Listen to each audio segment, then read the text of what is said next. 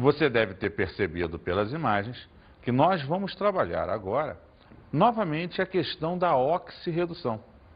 Oxirredução essa que vai trabalhar, por um lado, a oxidação de um metal, onde ele vai perder elétrons, e a redução, por outro lado, onde ele vai ganhar elétrons. Nessa troca, ele gera uma diferença de potencial, lembra da física?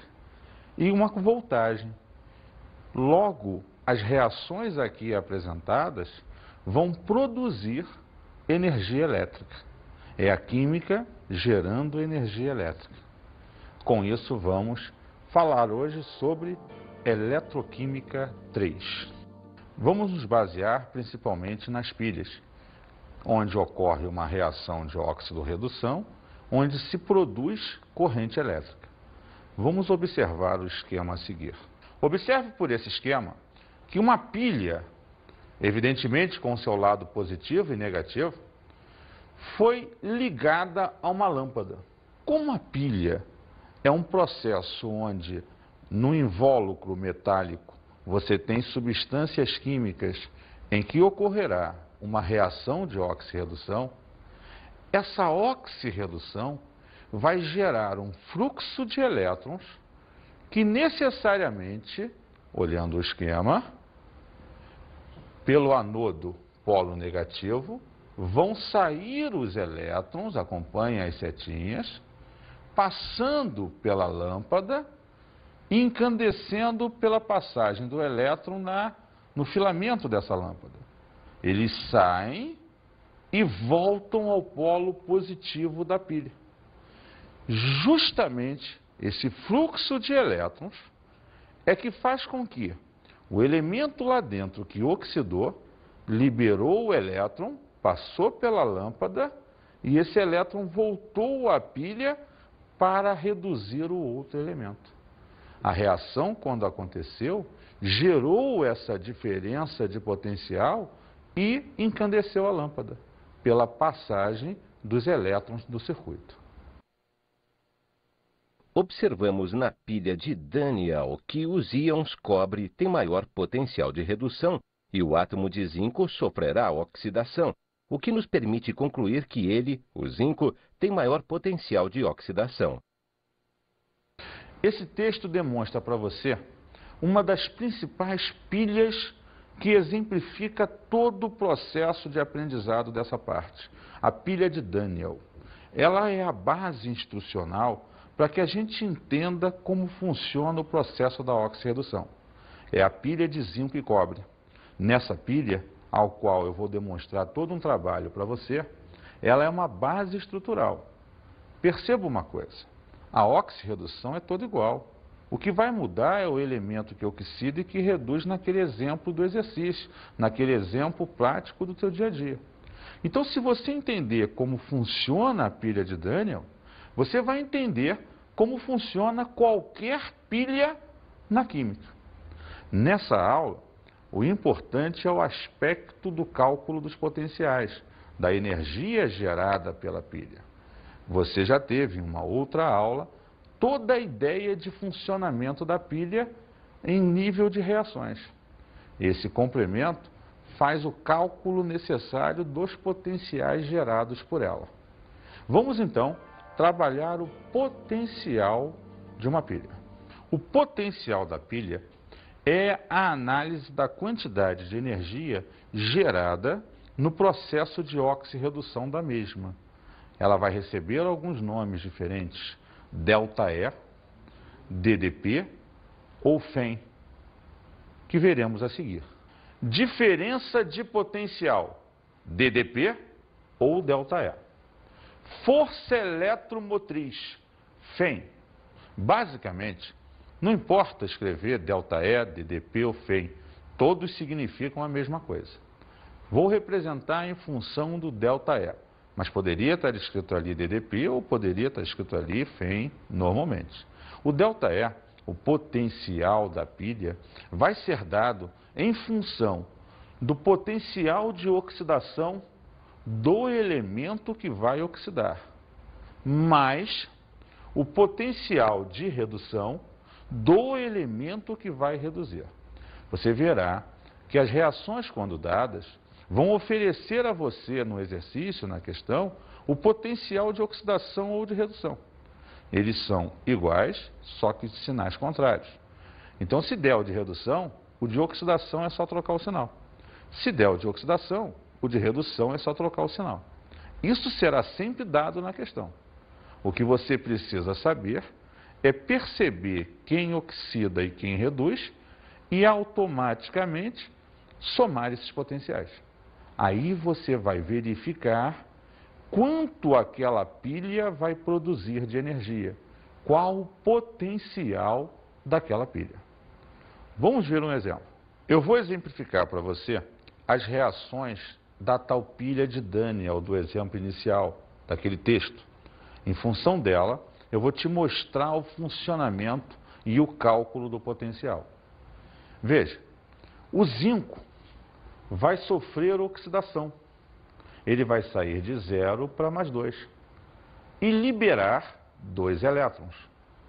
Quando ele oxida, ele gera um potencial de 0,76 volts nessa liberação de elétrons. Por outro lado, o cobre vai sofrer redução. Ele sai de mais 2 para 0, recebendo os 2 elétrons que foram liberados pelo zinco. Nesse processo de redução, ele libera 0,34 volts. Então, foi dado para você o potencial de oxidação do elemento que oxida, o potencial de redução do elemento que reduz. Basta, para calcular a DDP, ΔE ou FEM, somar os dois valores.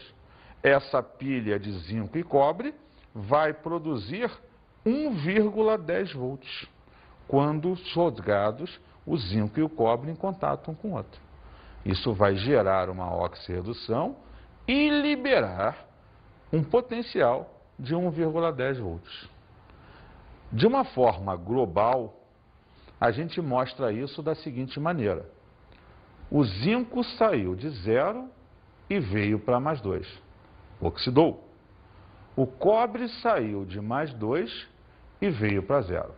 Repara que essa é chamada reação global porque ela mostra a oxidação de um elemento e a redução do outro. Estas iniciais são chamadas de semi-reações ou semicélula ou ainda semicela. Primeiro porque esta só mostra a oxidação. Então ela é a semi-reação de oxidação. Semi significa metade. É metade do processo. E o cobre está reduzindo. Então essa é a semi-reação de redução. Beleza? Vamos continuar então. Espontaneidade de uma reação. A gente falou lá no início que a pilha é uma reação de oxirredução espontânea. Ela acontece naturalmente e produz energia. Quando é que você vai avaliar a espontaneidade da pilha? Quando você verificar que o potencial gerado por ela é maior que 0. Ah, eu calculei lá, deu mais 2 volts. Essa pilha é espontânea, porque ela produz energia. Ah, e se eu calculasse desse menos 1,5 volts? Esse processo não é espontâneo, porque para ser espontâneo, o ΔE, DDP ou FEM, tem que ser maior que 0. Isso é que caracteriza uma pilha. Ah, só um detalhezinho. Se você calcular lá o potencial e deu negativo, você deve ter feito o seguinte, invertido os elementos. Faça de novo a questão e quem você achou que oxidava, bote para reduzir. E quem você achou que reduzia, bote para oxidar. Você vai ver que aí vira uma pilha. Aí a DDP se torna positiva e você tem uma reação espontânea. Vamos ver o próximo quadro. Pilhas ou baterias. ΔE maior que 0. Logo é espontâneo. Então veja, é aquilo que nós acabamos de conversar. Se a reação ocorre e produz energia, ela é espontânea. Então ela é chamada de pilha ou bateria. E o ΔE é sempre maior que zero. E se não for, professor? Vamos ver. Ah, vai ser uma eletrólise, porque o ΔE é menor que zero. Então não é espontâneo. Você vai, e seria bom você estudar também esse ponto, ver num outro momento as reações de oxirredução que precisam de energia para ela acontecer. Ou seja, como ela não é espontânea, alguém tem que emprestar o elétron. Aí você vai ter que enfiar na jogada um gerador. É ele que vai fornecer o elétron para propiciar o processo. Ela é justamente o inverso das pilhas. Mas a eletrólise é um objeto de uma outra aula, que com certeza você procurará estudar. Vamos continuar. Potencial padrão. Eletrodo de hidrogênio, potencial do hidrogênio, 0 volts.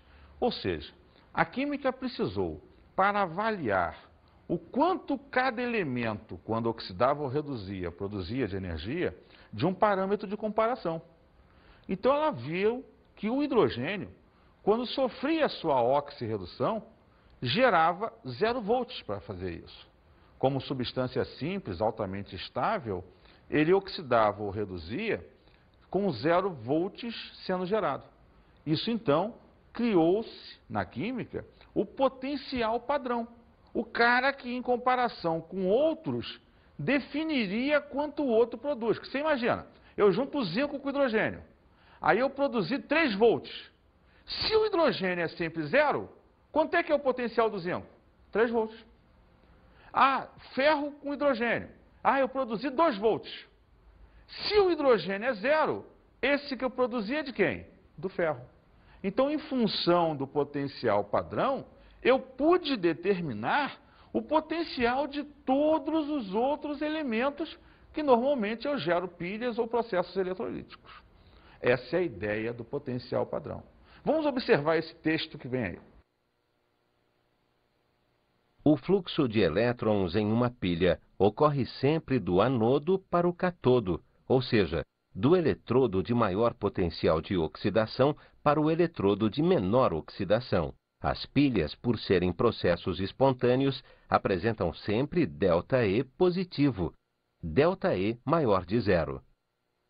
Viu a importância da determinação do potencial dos outros elementos? Pois só assim a gente consegue ver e calcular o tal potencial. Quer ver uma coisa interessante?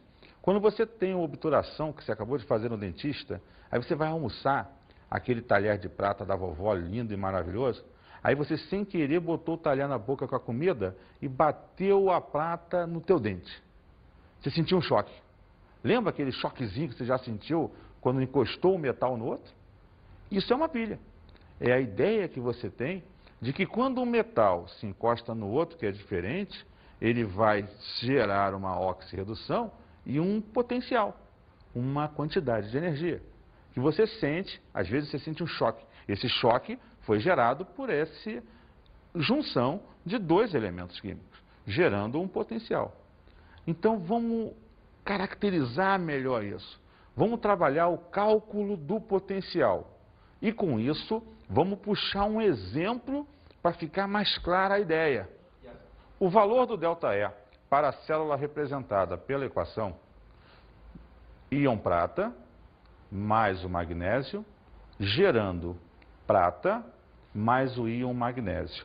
Perceba uma coisa, quando ele dá essa equação para você, ele está te mostrando que se a prata era mais 1 e gerou a prata 0, ela está reduzindo.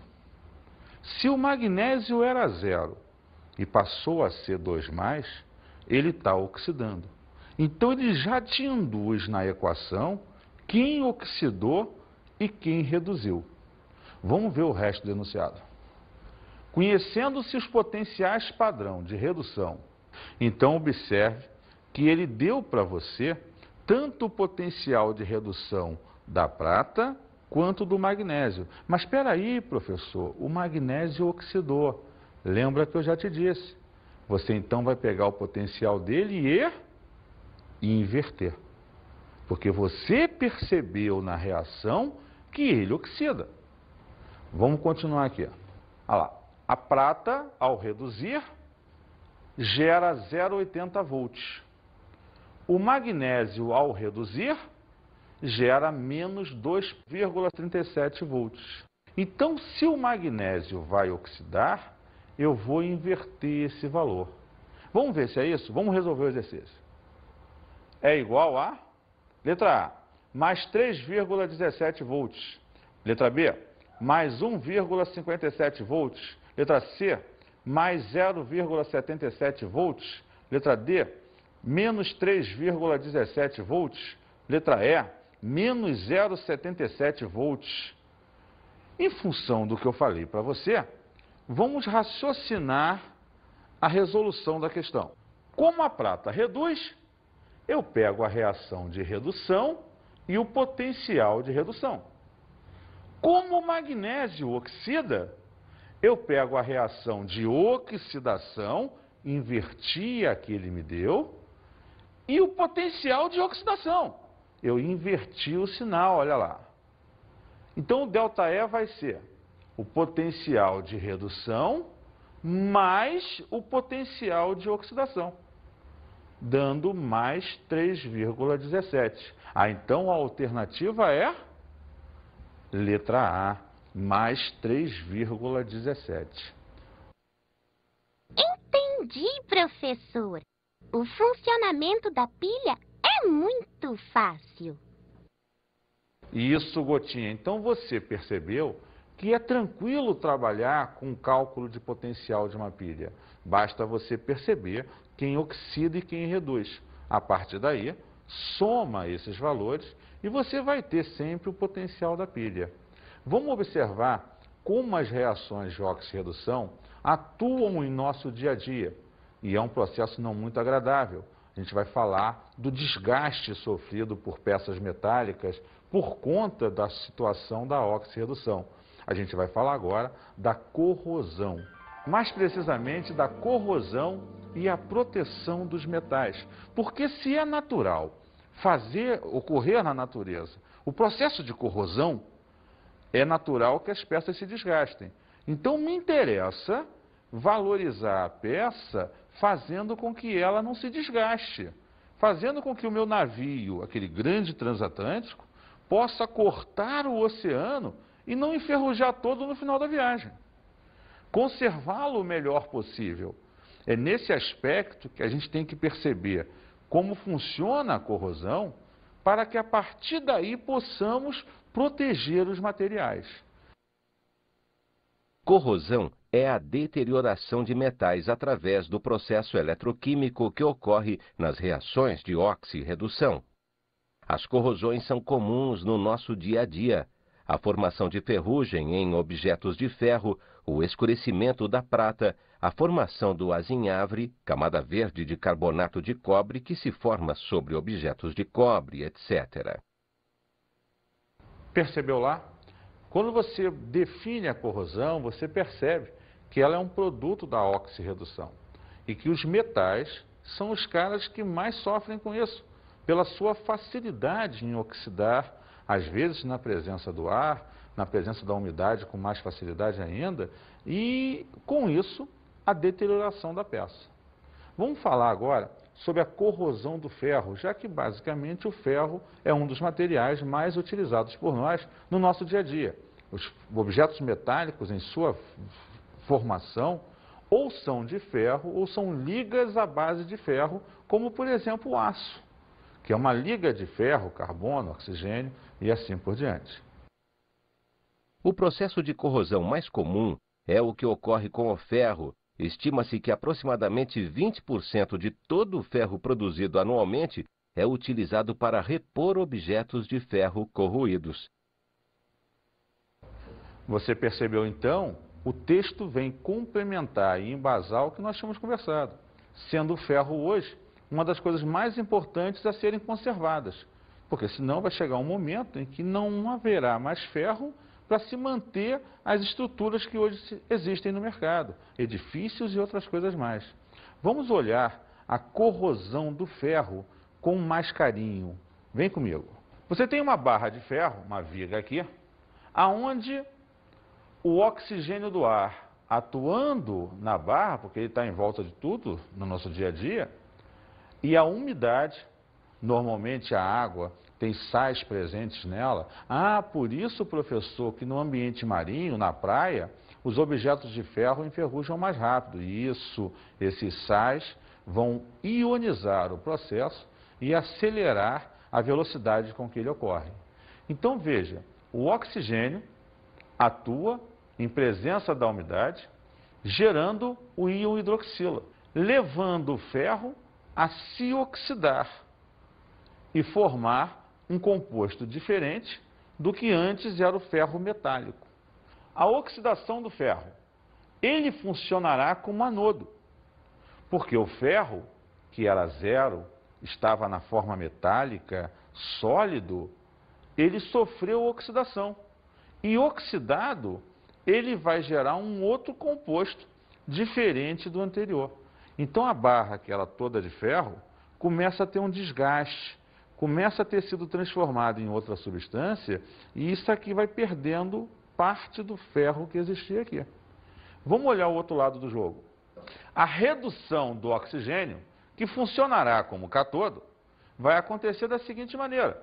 O oxigênio do ar, que tinha número de oxidação 0, em presença da água e recebendo os elétrons do ferro, vai gerar o íon hidroxila, onde o oxigênio passa a ser menos 2. Então, de 0 para menos 2, ele sofre a redução. Vamos observar a linha geral de raciocínio. Reação global do processo. O ferro, que era 0, vai passar a ferro mais 2. Ele oxidou. E o oxigênio, que era 0, vai passar a oxigênio menos 2. Ele reduziu. Então você deixou de ter o ferro na barra e passou a ter na sua superfície hidróxido de ferro, que por ação contínua do ar vai levar esse hidróxido de ferro 2 a uma nova oxidação. Veja só a reação.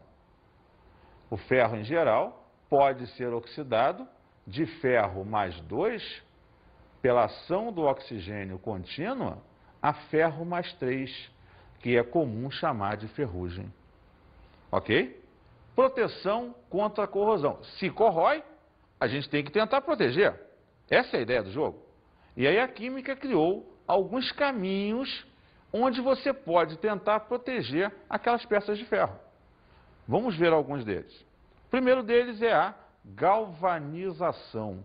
A galvanização é a deposição de um metal diferente do que você quer proteger sobre o que você vai proteger. Ele vai ficar em películas, camadas sobre aquele material, e aí quando o processo ocorrer, quem oxida é esse metal e não mais o ferro. Então você trocou o foco da coisa. Normalmente se utiliza o zinco na proteção do ferro. Vamos ver um outro caso. Folha de Flandres ou lata. A lata funciona todos os enlatados do mercado hoje. É o teu exemplo mais típico. Como é que é feito aquele enlatado? É um material da base de ferro, onde você tem um revestimento de estanho. O estanho é usado para proteger a lata e evitar que o ferro se oxide. Só que aí você tem um grande problema, que é importante ser lembrado. Nunca compre latas amassadas ou necessariamente arranhadas, porque você vai ter tirado o estanho de cima e o ferro naquele ponto oxidou, com certeza deteriorando o líquido da conserva de dentro da lata e podendo ocasionar a produção de muitas bactérias, entre elas a que causa o botulismo. Então, as latas amassadas, que geralmente tem mercado até que vende mais barato para facilitar a tua compra, não devem ser usadas, porque elas podem fazer um grande mal e te levar à morte, porque esse tipo de doença mata. Vamos ver um outro caso. Os metais de sacrifício. Podemos dizer eletrodos de sacrifício também. Então eu tenho dois metais, o ferro e mais um. Quem oxida normalmente? Quem tem a maior facilidade em ceder elétrons. Então, se eu pegar uma lista de metais e olhar alguém que tenha potencial de oxidação maior do que o do ferro, ou potencial de redução menor do que o do ferro, ele será usado para proteger o ferro. Exemplo, é comum nas tubulações antigas da SEDAI, que eram feitas no caso de chumbo, se pregar a cada 20 metros uma placa de magnésio. Por quê? Com o tempo, esse chumbo iria oxidar. Para evitar que ele oxide e não fure a canalização, esse magnésio era preso a ele. Por quê? O magnésio oxida mais fácil que o chumbo. Então, quem oxidaria e sofreria deterioração era o magnésio. E a canalização de chumbo continuaria inteira por um tempo muito maior de uso. No caso do ferro, se faz a mesma coisa. Por exemplo, nos transatlânticos, que são basicamente em aço as placas, base de ferro, você tem que a cada 6 a 10 metros, ele prega uma placa de zinco. Por quê? O zinco oxida mais fácil que o ferro. Então ele funciona como metal de sacrifício. Ele vai dar os elétrons, oxidar, e o ferro não. Então no final da viagem, daqui a um certo tempo, o ferro continua inteiro e a placa de zinco está toda corroída. É mais fácil você ir lá, soltar aquela placa e botar outra. E conserva o ferro por muito mais tempo. Nesse caso, não há um revestimento de toda a estrutura. Há necessariamente placas de um metal que se oxide mais fácil que aquele que você quer proteger. É interessante ainda dar uma fechada nisso, lembrar que a tecnologia está melhorando. E hoje você tem várias tintas que também são usadas como revestimento para evitar que o ferro ou os metais em geral sofram oxidação. Você hoje tem o Zarcão, que é uma tinta muito utilizada antes de dar a pintura final dos objetos de ferro. Para quê? Ele é um pigmento de um metal que oxida mais fácil que o ferro e que necessariamente vai levar o ferro a ficar protegido. E com isso, você pega o Zarcão e oxida ele. Daqui 2, 3 anos você troca a tinta de novo e mantém o revestimento. É assim que funciona o revestimento do teu carro. Ele é a base de ferro. O cara passa uma camada de tinta, de proteção, a base até de Zarcão e outras substâncias, e necessariamente a pintura final. Enquanto não tiver um arranhão, aquilo não oxida. Com arranhou, aí começa a enferrujar o carro. Mergulhando-se um prego de ferro limpo em água, observa-se, com o passar do tempo, um processo de corrosão superficial. Com base nos valores dos potenciais de redução relacionados abaixo, dentre os metais a seguir, aqueles que mantidos em contato com o prego, sem recobri-lo totalmente, seriam capazes de preservá-lo contra a corrosão são, veja, quando você quer proteger alguém, o que nós falamos anteriormente? Eu devo buscar alguém que oxide mais facilmente que o elemento a ser protegido. E como é que eu olho numa tabela quem é que vai proteger o cara? Olhe se o elemento que você quer tenha um potencial de oxidação maior do que o elemento a ser protegido. Ou se dados potenciais de redução que tenha o potencial de redução menor que o do elemento a ser protegido. Como é um prego, a base do prego é o ferro.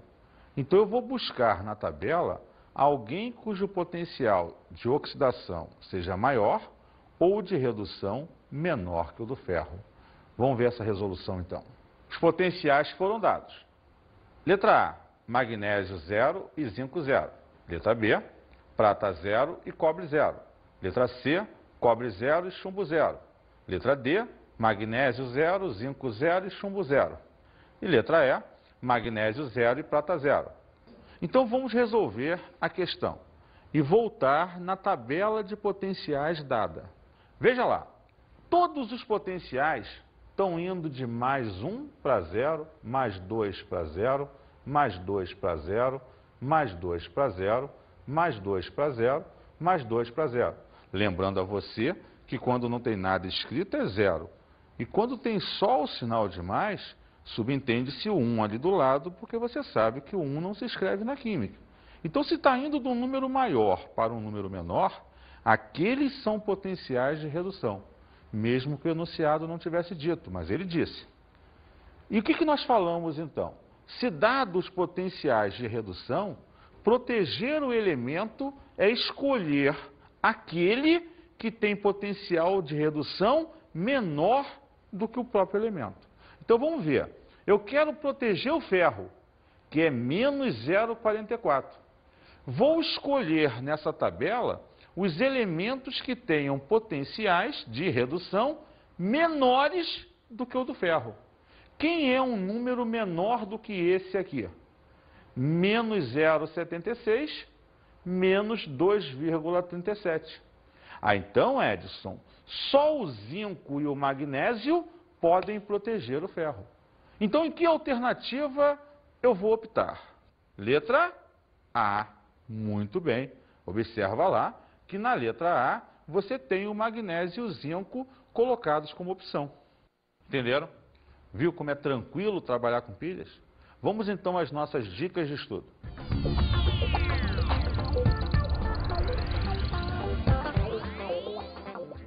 Veja só, uma grande dica para você é dar uma trabalhada na questão dos textos sobre corrosão, perceber o funcionamento dessa oxirredução dos metais.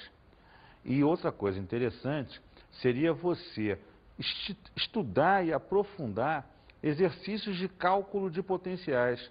Essa é uma parte muito cobrada em concursos que tenham múltipla escolha como fase de concurso. Nessa fase de múltipla escolha, geralmente caem muitas questões sobre cálculo de potencial. Um grande abraço e até o nosso próximo encontro.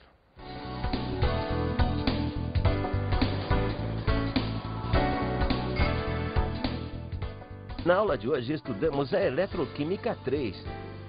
Veja que nesse momento a gente trabalhou a questão do cálculo dos potenciais, o ΔE, DDP ou força eletromotriz. Vimos o potencial de uma pilha. O potencial de uma pilha pode ser determinado de várias maneiras. Uma delas, que nós apresentamos hoje, é pegar o potencial do elemento que oxida e somar com o potencial do elemento que reduz. Daí você terá o ΔE, a FEM ou o DDP de uma pilha.